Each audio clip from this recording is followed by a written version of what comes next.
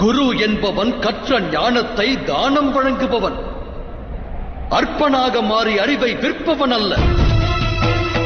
அற்ப எண்ணம் தோன்றுவதால் தான் தாட்சண்யமின்றி குரு தட்சிணை கேட்க தோன்றுகிறது.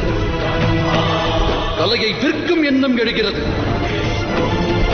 தாமும் கற்பக விருட்சமான அற்புத கலையை விற்பனை செய்தீர்கள்.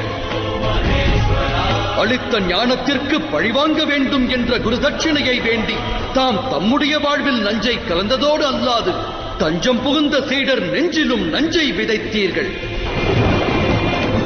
இவை அனைத்திற்குமே தம் மனதில் குடிகொண்ட மோகம் அகங்காரமே காரணம். தாம் குரு அல்ல துரோணாச்சாரியரே. எவன் தன் ஹிருதயத்தை அகங்காரம், ஆணவம் மற்றும் பேராசைக்கு உற்றதாக்குகிறானோ அவன் இரு கரங்கள் தர்ம காரியம் செய்ய